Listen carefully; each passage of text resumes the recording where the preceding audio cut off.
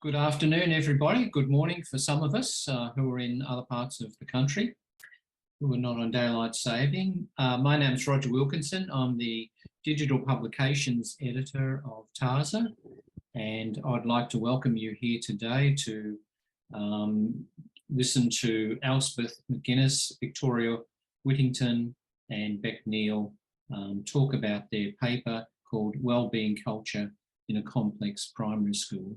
But before we do, Elspeth was just saying before, if you have questions, you're quite welcome to perhaps put your hand up or perhaps even just mention it in the chat box and she will see it, or they will see it. But before we start, I'd like to acknowledge the traditional owners and custodians of this land. I recognise their continuing connection to land, waters and culture. I pay my respects to elders past, present and emerging. And today I'm coming to you from Gimoy Wallaburra Yidinji country in North Queensland, and you're quite welcome to list where you are coming from today in the chat room as well. So thank you very much, and I'll hand it over to Elspeth, who will be starting this presentation. Beautiful. Thank you so much, Roger. Much appreciated, and thank you everybody for joining us here today and sharing with us this research. And I'd like to acknowledge that I'm coming from you, and as are my co-authors, from Ghana country, and acknowledging elders and community past, present and emerging, and their never ceded sovereignty and care for our lands, oceans, waterways and skies. So it's fantastic to be here, and I notice in particular a former PhD student of mine in the audience or the gallery, and Lawless, so welcome, good to see you in particular. So this research has been part of an ongoing research project. Sally, if we could switch over to the next slide, past the title. The Wellbeing Classroom Approach. We've been working with a Communities for Children located in Salisbury. I don't know if people know about that federal program, which is place-based and essentially works with appointing a facilitator organisation that draws together and works with multiple organisations in that location to coordinate and maximise the delivery of services for children and families in that particular location. So Salisbury is in the north of Adelaide. It's a suburban community, quite a low income area relatively. And the Schools Ministry Group is an organisation that was formed with funding from the Howard era Pastors in Schools program. And the Schools Ministry Group in Adelaide, and this particular organisation employed people to go into schools and work with helping educators to develop trauma-informed understandings and work with various resources around supporting children's well-being. And that was funded also by the Salisbury Communities for Children. I'm not sure why, Sally, but we seem to have flicked back to the previous opening slide, so maybe just move us to slide 2. So the Salvation Army, which is the logo on the opening slide, is the facilitator for the Salisbury Communities for Children, the local Salvation Army. They're working with the Schools Ministry Group, which has people who were developed in their work as what we would call wellbeing coordinators. They would go into schools who had invited them, particularly into individual classrooms, working with individual teachers about trauma-informed practice and using resources to develop children's social and emotional competencies and understandings and literacies. So we worked with the Schools Ministry Group and Salisbury's Communities for Children way back in 2012. I think that report was published, and that's the report down the bottom with the link, the Wellbeing Classroom Approach, which the Schools Ministry Group has, with the Salisbury Communities for Children, helped to take into over 50 South Australian classrooms. And I emphasise this because we're researchers and we are not delivering this in classrooms. It does rely on having that workforce out there in the community. But the original approach was developed with research that we did, the Wellbeing Classroom Approach, just working on one classroom, working with a teacher, and developing how could this work and how effective is it. So the report that came out of that is available at that wellbeingclassroom.com.au link. And as part of the development of that over time, it was taken up by the primary school where we are reporting on in this report. It was taken up at a whole of school level. So we were looking at, in this research project, how that impacted on the whole school environment. They began in 2015 with a whole school approach. So by the time we came along to collect data in 2019, it had been operating in the school for a few years. So that's a sort of an important context to understand that the cumulative impacts over time are part of the results that we're going to be presenting here today. So slide 3, if you would, Sally. So what do we mean by wellbeing culture? It's a community of practice which applies to the whole of the school community, so not just to the children. It's not something being done to children or for children, it's being done with the whole school community, inclusive of the school leadership and staff, all students and their families. The elements that it aims to promote are a sense of safety and belonging, opportunities for success and achievement, positive relationships and interactions, student and in particular voice and contribution, because often it's students, again, don't get the same level of voice of staff, and trust and optimism. So those elements are part of what we defined as a wellbeing culture in a complex primary school. Next slide, please, Sally.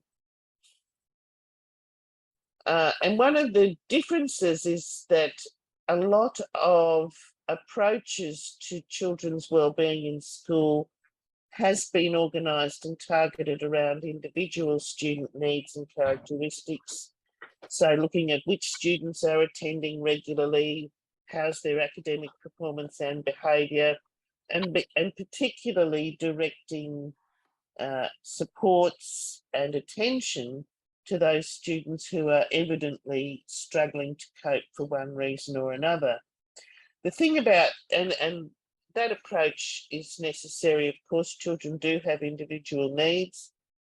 However, if you have someone who, for example, is struggling with peer relationships and feeling really shut down, and you leave alone the quality of the student environment and routines, communications and relationships with staff and students, then nothing changes. You might give a child some therapy, some strategies, some resources, but if they remain in an environment that still they experience as exclusionary or bullying, or simply one that they can't effectively engage with, then all that work is effectively being undone, even as it's trying to be built up. So in this approach, we very much took the approach that really the whole school has to develop a supportive culture, so that when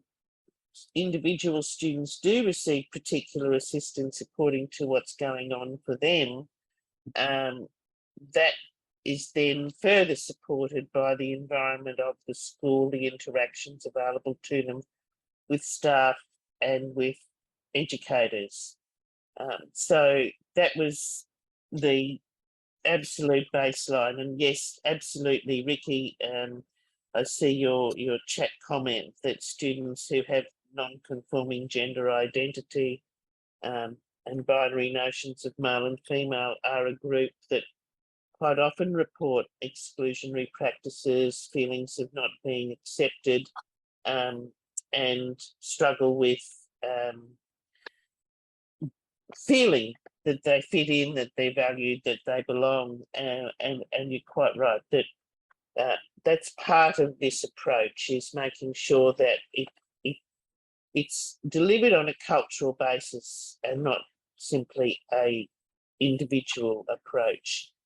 Next slide, please, Sally. So, what are the elements that were involved in this?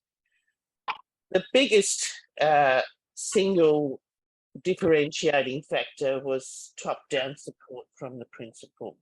The principal was 100% behind this implementation and insisted that all staff participate in training in trauma-informed pedagogy. So the school's ministry group came in to do that in the school. And importantly, part of their model was kind of side by side in classroom coaching. So it wasn't delivered as an abstract proposition or an out of the classroom into a training day, morning, afternoon, or whatever session, and then back into the school. It was rather over time, visits by the wellbeing coach who would come in and provide insights around particular children's behaviours and interactions, look at ways of seeing what was going on, but a concrete application of trauma-informed pedagogy, and also addressing ways to develop trust relationships with children, and that trust extended to, in a sense, requiring educators to relinquish that power over stance, that idea of controlling the behaviour of the classroom, but rather sharing with children even about their own struggles and their own feelings and their own vulnerabilities in how they're feeling and what kind of a day they've been having, for example. So that children came to see themselves, others, including the teacher, as part of the community of the classroom. That was helped very much across the school by having a common school language around wellbeing and sharing that common language with parents and families. There were things like, for example, redoing interactions that had sort of gone pear-shaped, thinking about how people were feeling, inquiring about their, what had happened to them coming into the school today, using particular resources, and those were to do social and emotional development work with students. Komochi's was a really important resource because we're looking at particularly the younger school years to start off with, and that's a Japanese for feelings is the word for Komochi's.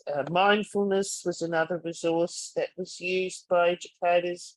Interoception, which is about using body points to create kind of mindfulness of body, and other resources selected to meet local needs. So this is a key dimension of this approach, is that the resources serve the approach rather than a particular program is purchased and implemented. and becomes dust in its own time as it ages. But this is rather a live process of selecting and using resources that work for the community of the school.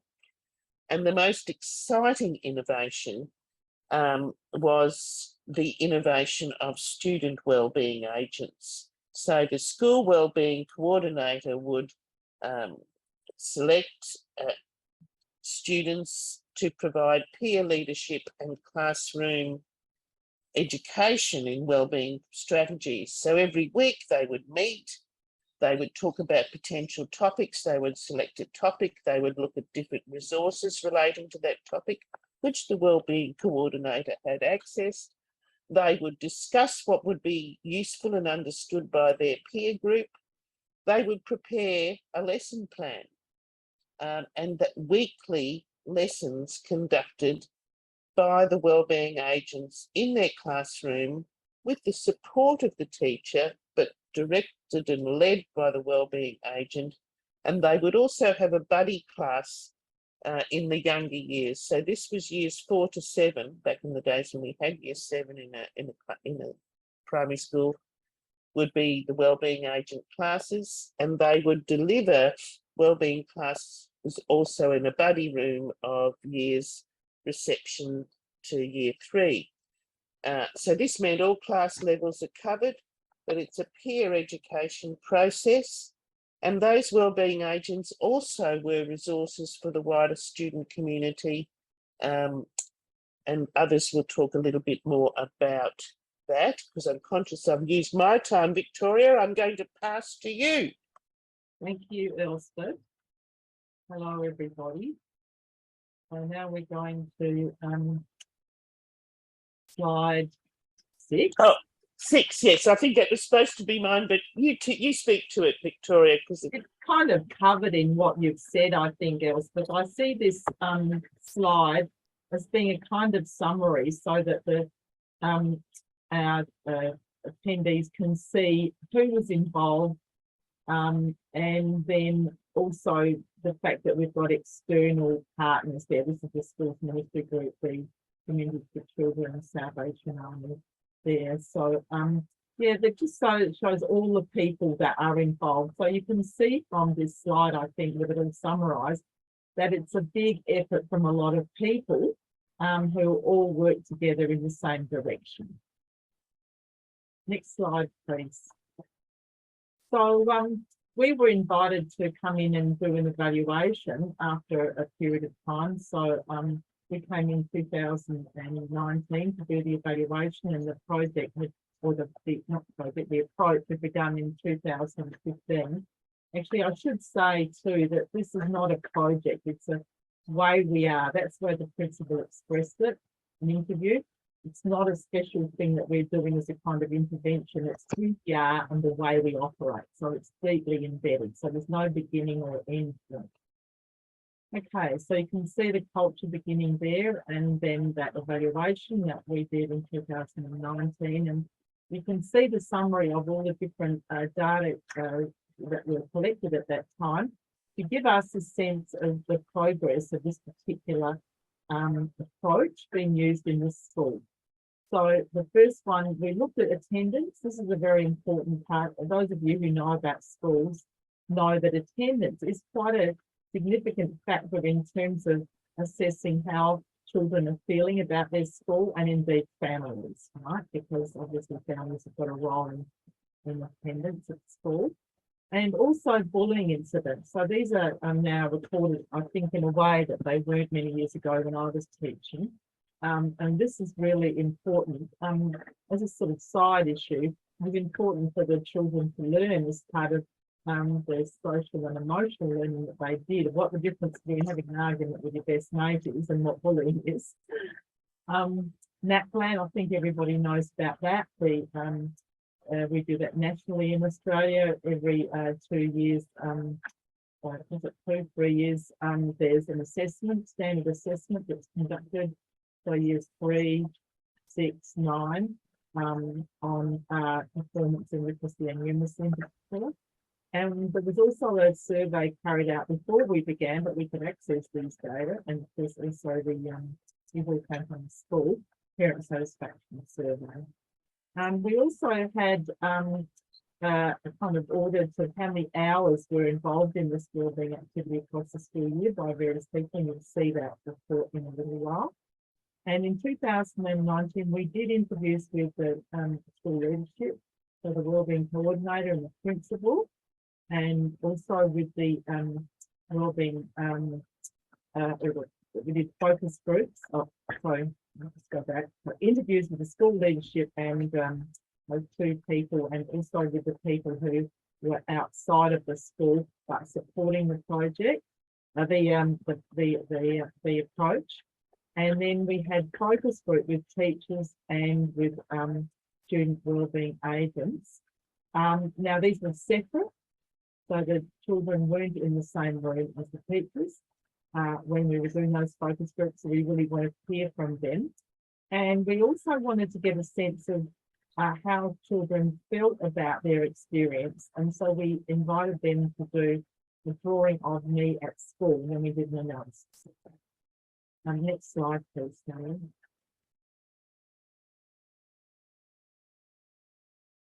So, yeah, I'm just looking at this and thinking the new things here for us is that how many interviews. So totaling up all the interviews with the leadership and the outside school ministry group and Salisbury communities for children, there's 4 of those.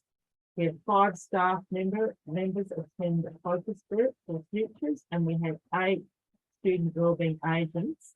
And we analysed the data and from those particular groups. And of course, the quantitative data, you can imagine how that was handled, because we needed to just see how things have changed over time.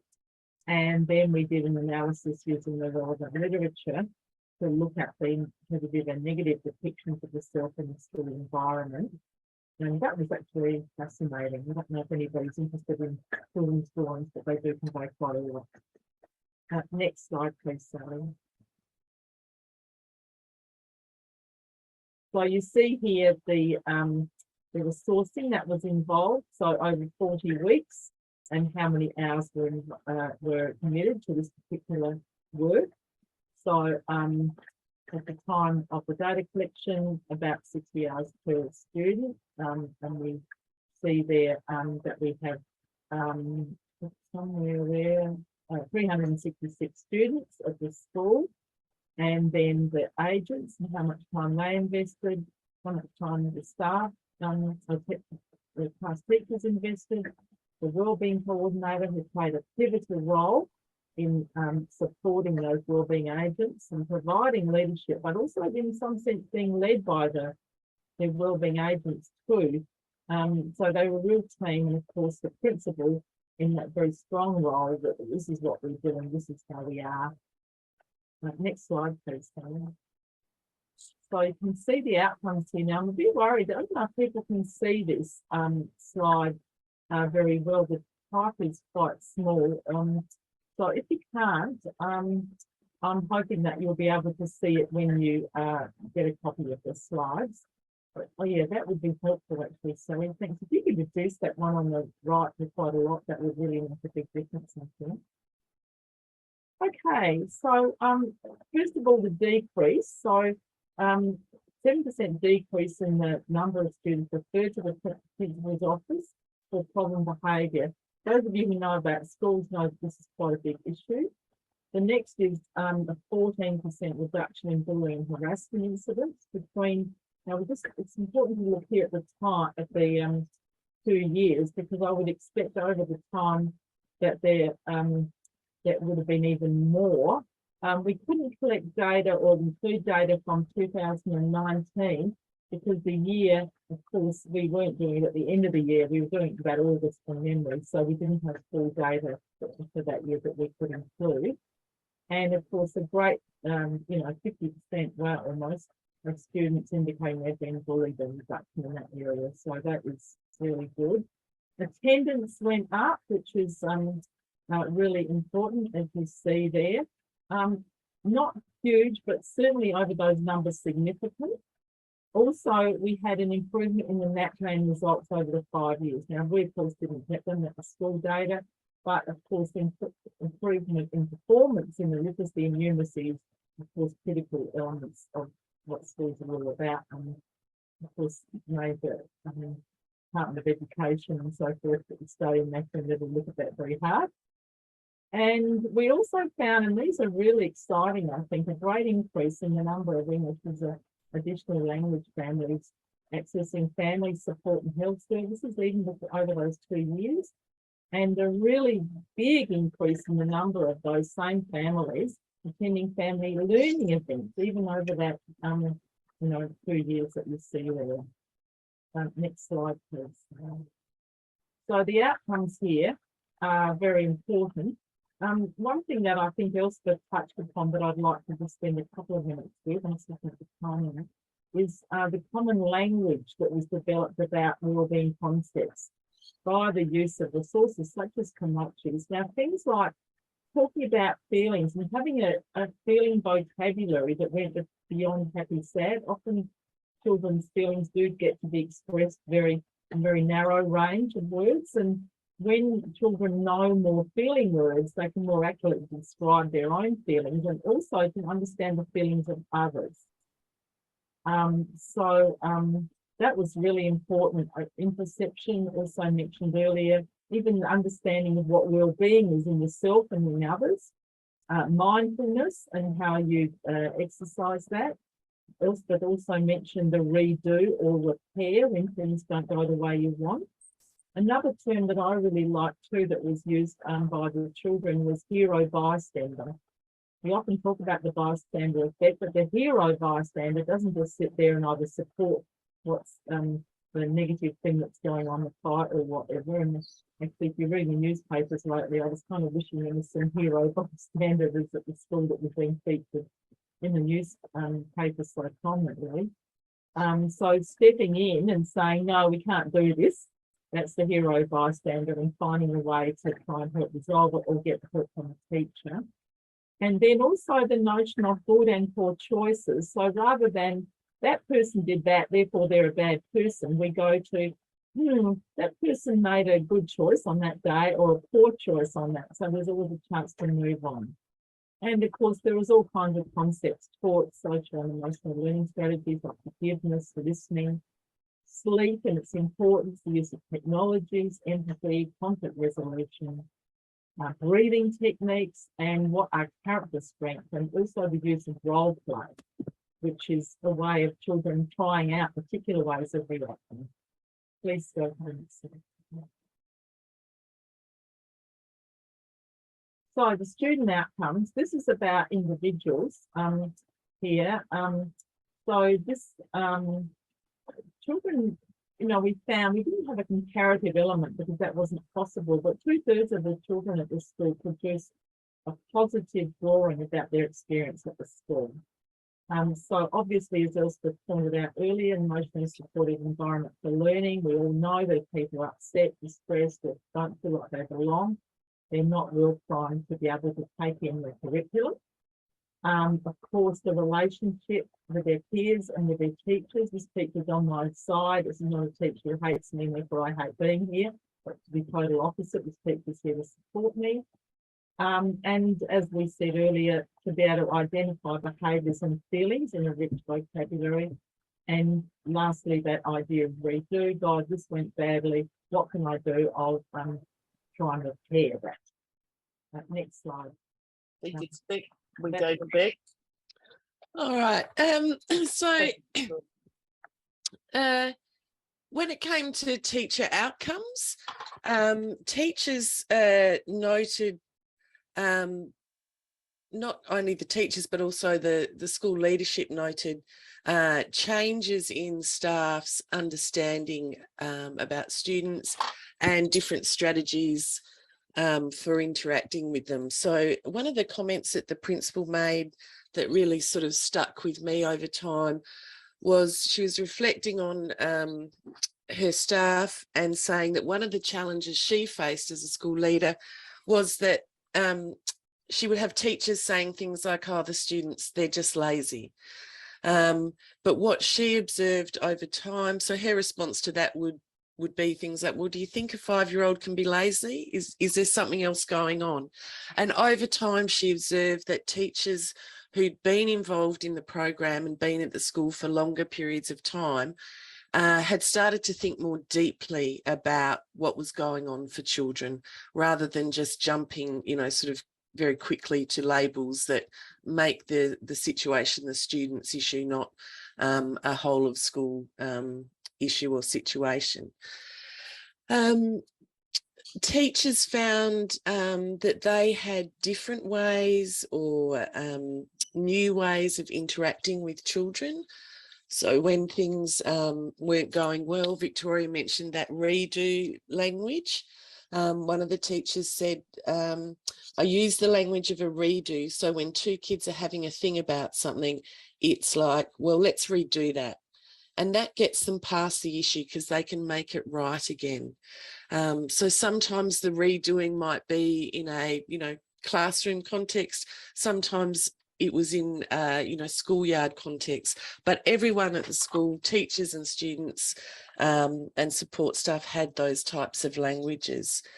Other strategies that they would use were things like using relaxation music for a mindfulness technique, using mindfulness techniques and calming meditations to change students' energy levels as they were returning from recess or lunch in preparation for learning.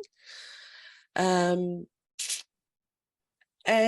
one of the other things that teachers talked about in terms of the common language was extending the vocab of feelings.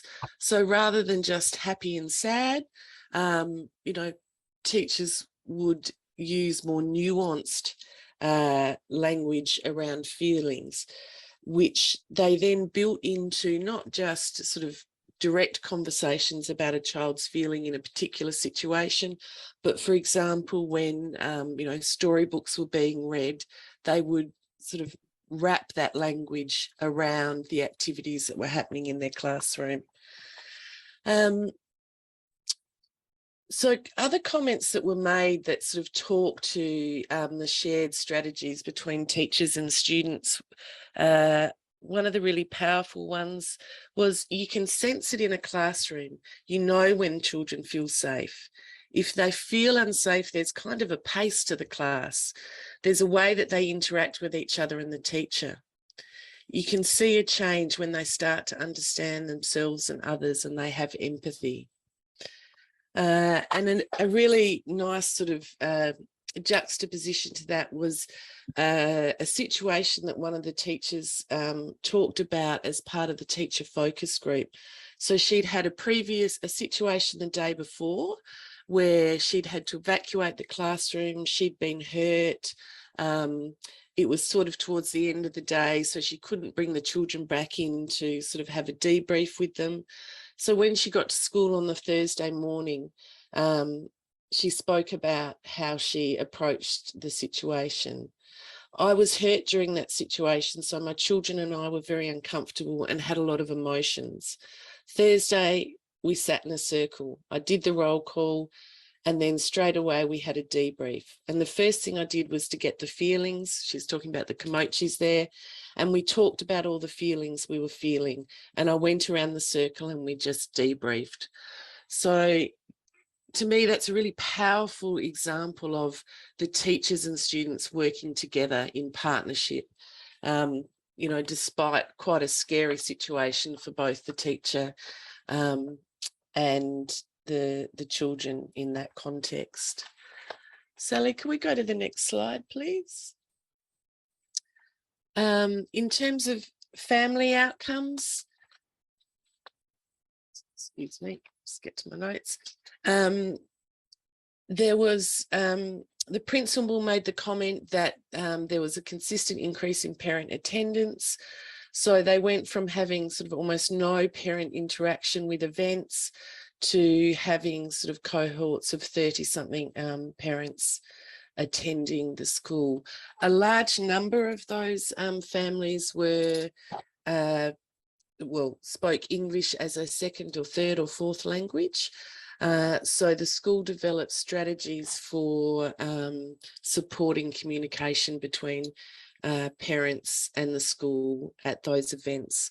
So they employed a range of bilingual school services officers and funded those SSOs to actually be present at the events that they wanted parents or were encouraging parents to attend.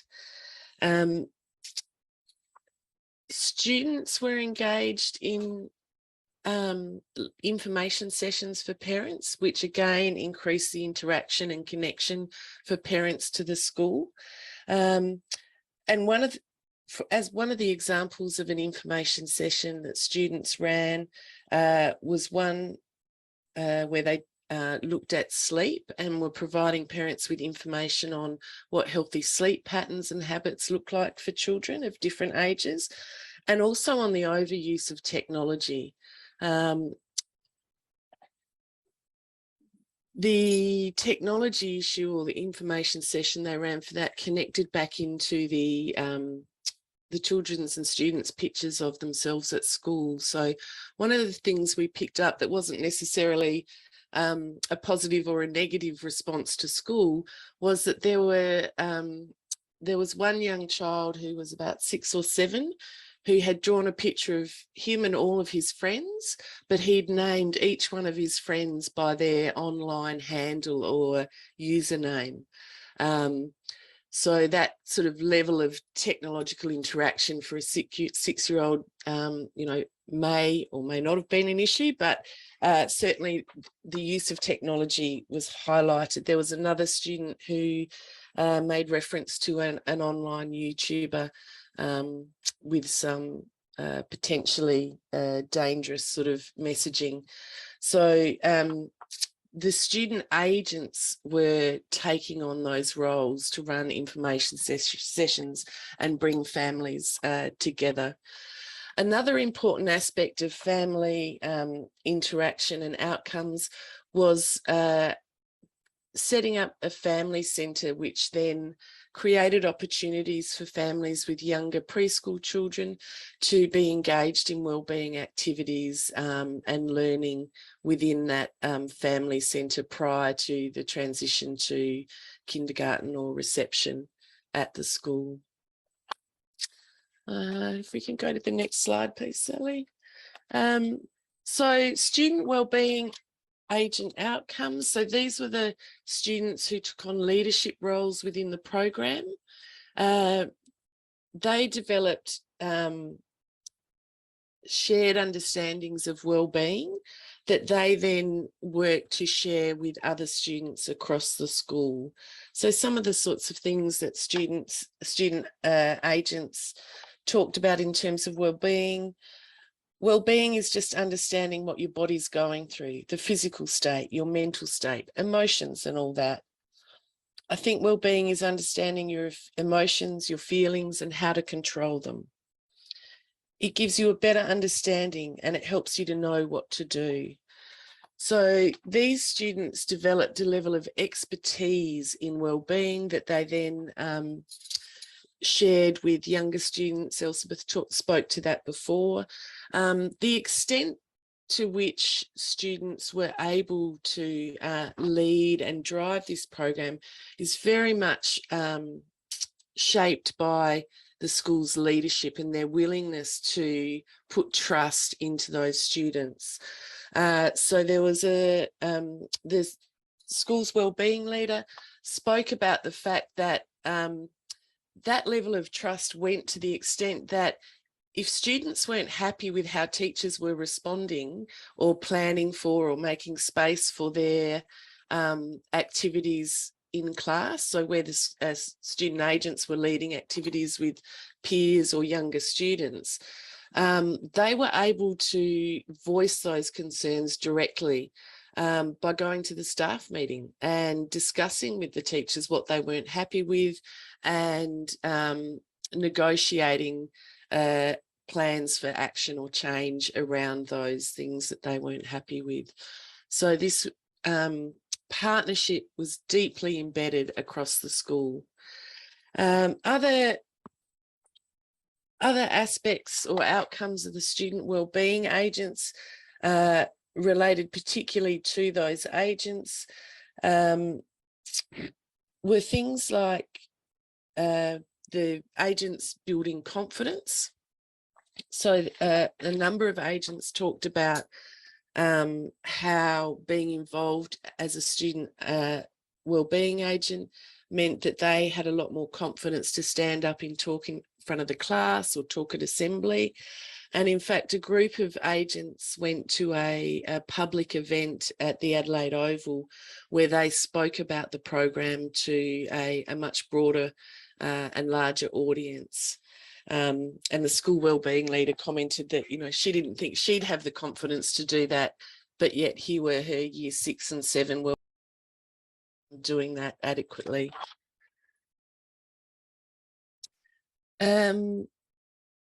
So the other aspect of that, the student wellbeing agents really valued that role and the fact that they could help other students understand their own emotions, help them redo situations or potentially avoid situations in the first place. And there's just one. There's a quote that I'd like to leave you with from a student wellbeing agent that really reflects on the service learning that agents were involved in. It feels like you've done something really good and you feel good about yourself, and it can start a chain of happiness and helpfulness. One person helps one person and then they keep helping others. And I think that really speaks to the wellbeing classroom as a whole of school approach. Every single connection makes a difference to those outcomes. Sally, if we could go to the last slide. Thank you. All right, so to sum up, the key elements for growing a wellbeing culture, it needs a wellbeing approach that is adapted and tailored to the school needs so that it's relevant for the students, but also relevant for the staff and the family and the community of that school. It requires school leadership prioritising direction and support and leading a coordinated response. And in particular, I think the numbers around the hours that had been committed to this approach at the school really speak to how this particular school emphasised and prioritised wellbeing, a wellbeing culture. Staff need access to applied professional development in trauma-informed pedagogy. When we talk about applied professional development here, that involved the SMG wellbeing coaches actually being in class with teachers, observing what was happening, observing how interactions went between teachers and students, and being able to then model or redo those interactions as a teaching or learning approach for staff. It requires authentic, structured student voice. And here, you know, the example of the wellbeing leader encouraging students to attend staff meetings and give teachers feedback really speaks to the authenticity of what was happening in the school. Students were given opportunities to engage as equals in decision-making around wellbeing activities and learning in the school. So it also requires a whole of school commitment to that authentic engagement with a focus on creating common language and relationship dynamics that create safe, nurturing places of respect for all members of the school community. And the cumulative benefits over time of that consistent focus are evidenced in the report that you're able to access via the links in the presentation. But it needs to be constantly attuned to the context of staff and students as as the program progresses. So that concludes our presentation today, and we'd like to open it up to questions. I see there's a first question from Anne. Could you remind us the time scope for this research? Is it still in place? We collected data in 2019. The school had started this in 2015.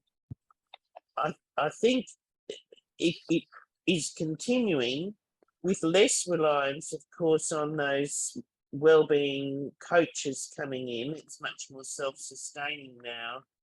I think the crunch will come when the leadership of the school changes.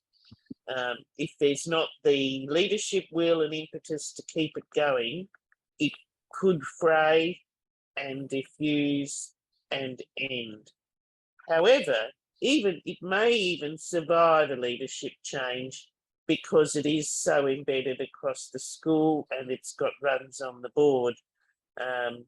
But that's the challenge, isn't it, with these things? There's a flavour of, oh, look at this new program. It gets training, it gets implemented, it goes to dust. And it's the sustainability that really makes a difference. So we're hopeful that it will be self-sustaining.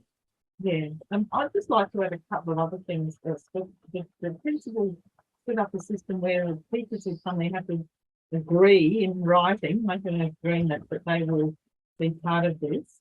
And also the other thing is that it doesn't depend on the teachers taking the lead all the time.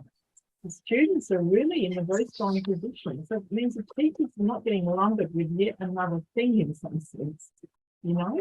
So I think that's good for sustainability too, because I think if you came there and you didn't like that, you wouldn't get the job in the first place. But if you got through the students will soon be telling me that you weren't doing what you were meant to be doing, and you'd have to learn. Can I ask too, sorry for jumping, I love this, as you know, this is my passion area.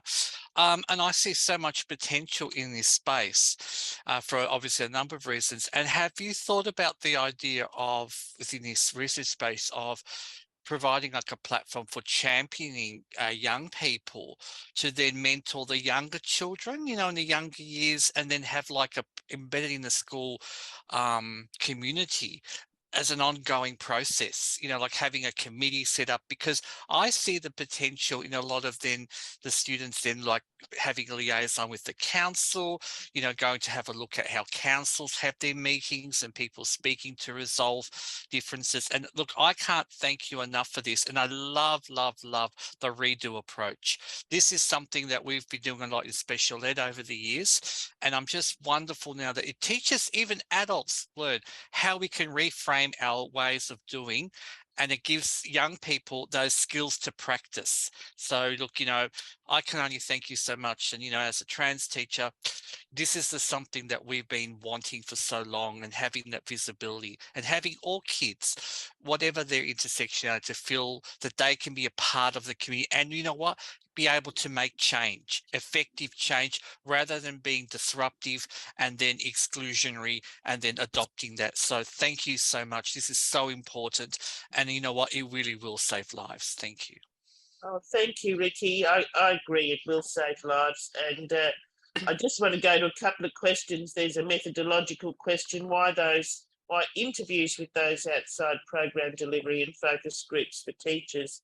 The Salisbury Communities for Children and the Schools Ministry group each had interviews because there was one of them in each case. The principal and the wellbeing leader each had interviews because there was one of them. Teachers were a group, and one of the things about focus groups is that people riff off each other. They hear what others say and, oh yes, and chime in. So that was the rationale for focus groups with the wellbeing agent students and with the teachers. A couple of other, Kimochi, please Google Kimochi. Yeah, I've just put the link in the chat. They're plush toys with about 8 archetype big plush characters, and they each have a group of personality traits, like cat is bossy, cloud is moody, Hugtopus is enthusiastic and hugs everybody. So they're all these archetype characters. There's stories that there's a kit with these characters with little feelings pillows that can be put in pockets in the character. You know, they're satin, they're velvet with little pockets and these little pillows with face expressions and a word of a feeling on them. So children can select their feelings, they can put them with the character, they can identify with the character, they can project feelings on to the character and have the character represent their feelings. It's each kit costs about 500 to 700, I can't remember exactly, but it's a way of, it's designed for an early childhood resource for children to learn social and emotional literacy and have more tools. Interoception, another one to Google, is about tuning into your feelings in your body at a particular time. I'm not an expert in it, but you might do things like tapping. It's an interoceptive technique, or stroking tracing the outline of your fingers. It's a way of shifting focus to the body to calm the self. So yeah, that's right. It's a matter of being in touch with what's happening in the body, so you can identify what feeling is coming as a result of that bodily response. A lot of people kind of explode because they're not in touch with their bodies and what their body is telling them. So it's about getting people, children in this case, to think about what's happening in their body and how does that relate to how they're feeling. So it's actually really important, but it is a kind of unusual word. I agree with that. So that they use what I think it's quite useful. And there was a question about refugee-related trauma.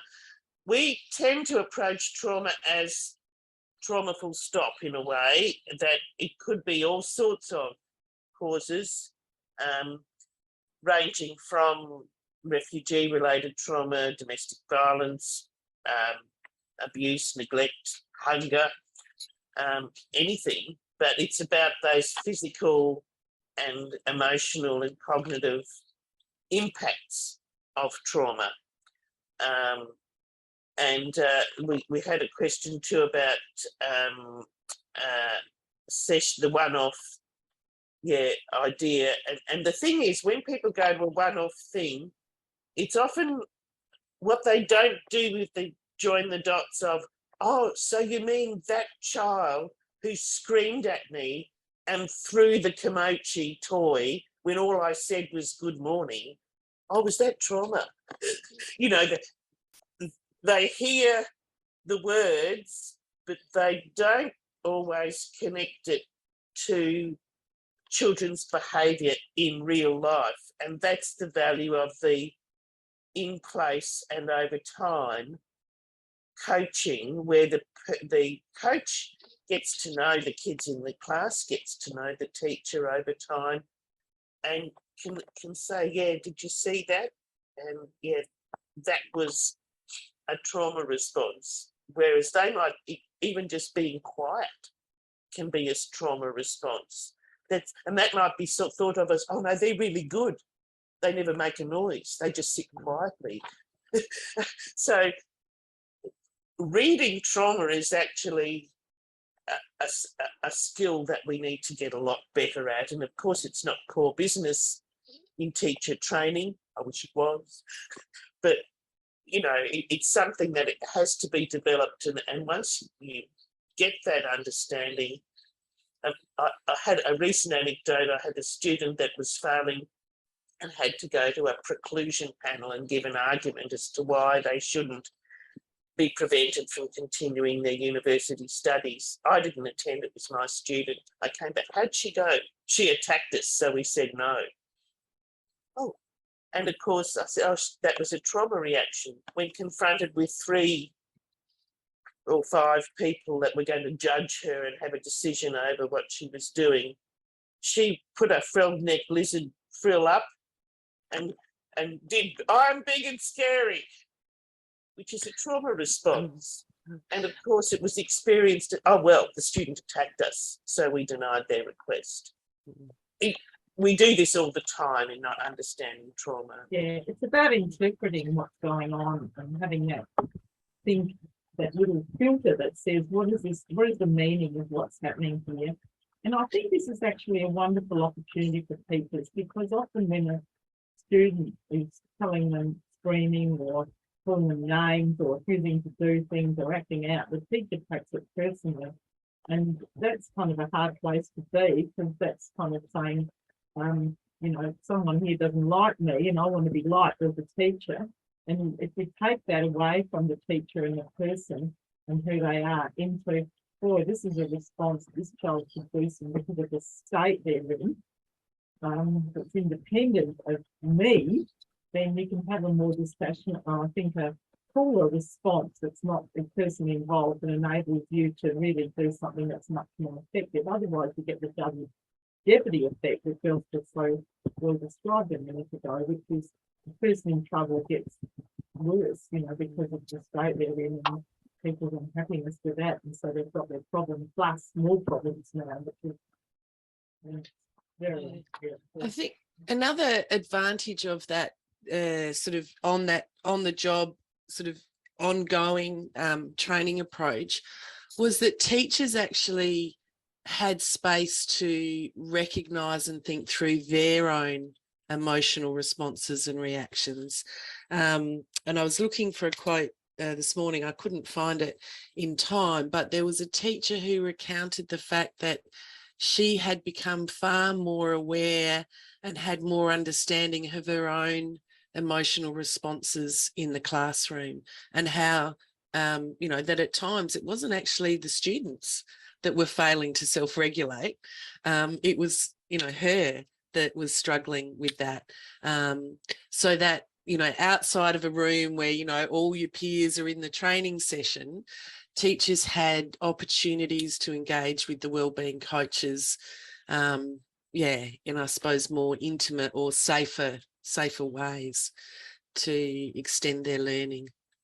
Beck, before you go, darling, everyone, I'm so excited by your project. Have you ever thought of, all of you, like I know video recording and the ethics around that, because to hear students speak and how they resolve problem solving as a tool, because I'm thinking even for pre-service teachers to understand how children resolve conflict, how, you know, this could be a wonderful resource tool. Have you all thought about pursuing this project in that direction? Sorry to put that to your last minute because I know we haven't got long.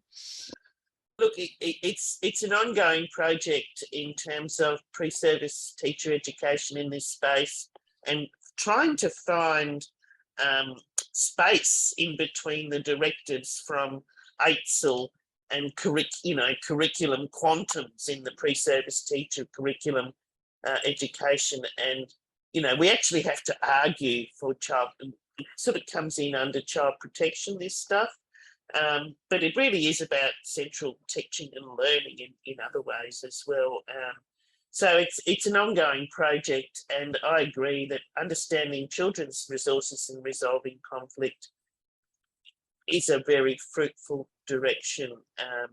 But, you know, the research reports are there, and I think the key thing is finding those, the schools ministry group resource to help coach teachers is, I think, something that we've been blessed to have access to.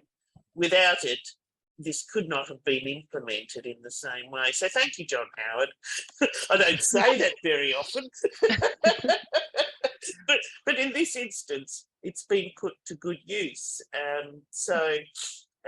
But it's a key resource that helped this to happen.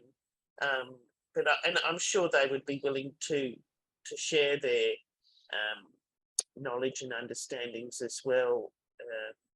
You know, it's finding those community resources to work with the schools and the researchers is the goal. So thank Okay. you. Thank you, everybody. Just as we sort of begin to slow down, Sally has put a link to the slides, which you can copy from the discussion. It's been a very lively discussion. And Victoria, is there anything you'd like to say? You were talking in the chat room about First Nations children. Is there anything you'd like to quickly say about that? Yeah, briefly, I think the school is moving into that. Now, we haven't tuned in lately, I mean, COVID and everything else, but I think there's one thing that we do need to pay attention to in our country, which is bringing in Aboriginal elders often to give us advice on some of the things that we're doing to ensure that what we're doing is culturally safe for their Aboriginal children and inclusive and responsive to them. And I have to say that this school's got a pretty tight approach to the way it works. And often First Nations people have got different ways of handling things. And I wouldn't want to speculate how that might be, but I think that the concentration is unexpected. Okay, and just quickly, Georgina, I think mentioned something about Queensland. Georgina, would you like to come in very quickly? And Oh, thank you so much. I've loved this. The reason I've just really enjoyed it, I work with communities from refugee backgrounds. That's what my PhD, and I work actually with an NGO. So that's why I was asking about that. This is in Queensland, particularly with Education Queensland. We're always with refugee related trauma. We're in the too hard basket. Where and I love that you do that ongoing coaching. I have to tell you, and I'll say this to you all here, I sat in a trauma aware schooling research forum recently for 3 hours, not one mention of refugee related trauma and nothing about racial colonial violence. All individual and family responsibility. I was just horrified. I had to say something after 3 hours, but that's why I said to you, I'd love that ongoing coaching rather than that one-off thing. The associate professor who presented told me it was a gap, refugee-related trauma in schools, which it's not. And she also told me that they do a session from the organisation that I'm from with the grads, so that one-off, there you go, off you go. So I would love, I just think the work you're doing, that wellbeing approach, the agency of the students, love it. Thank you. Yeah, look, I totally agree with you, Georgina. I think that's one of the magic bits of this, that at Elbow support, that modelling, teachers are unsure, somebody comes in, they organise the class and do this thing, this person is at least at the beginning, a fairly regular visitor to the class, so it's trust relationship, they know how to relate with children and engage with them, and children really love to be around them, so, and the teacher feels secure because they've got somebody with them and supporting them, and then they can put their toe in the water and do it. No, I agree, and the refugee thing, the only other thing I'd say about that, which is relevant, because there is a very high number of children who are come from refugee families who have been refugees or migrants or whatever, even asylum seekers, is that often the school can be a safe haven for families that are struggling because it's predictable, because it's safe, because they feel like they belong. And also, of course, the children take home the strategies that are used at school for their families, and the families are struggling. That is a wonderful concept to try and bring some ideas into the family about how they might do things a little differently. So, I totally agree with you. Very hard area. My husband's actually today at Finney's working with asylum seekers. He does that every week. So, this is something very close to our family. Georgina, one of the other things that we've done a wellbeing project more recently, looking at early childhood sites. And that one of those sites there was a creche connected to a refugee, a specific sort of cultural community, connected to like a women's a group that the Australian Refugee Association was running. And I was talking to another colleague yesterday who works for the ARA in sort of family and domestic violence spaces. And we both have noticed that there's quite a high number of, and this is anecdotal, but there's quite a high number of children who are being diagnosed or labelled as being on the autism spectrum or having ADHD. And when you observe those children's behaviour, they could also equally be trauma responses, but the labelling of them is hiding that. And, you know, I'm not sure about this. This is an anecdotal observation, but I've, you know, in discussion with other people think, so are we ignoring that trauma because it's easier to give them a label and then we can send the individual and the child off to a practitioner and it's somebody else's issue or, you know, situation to deal with?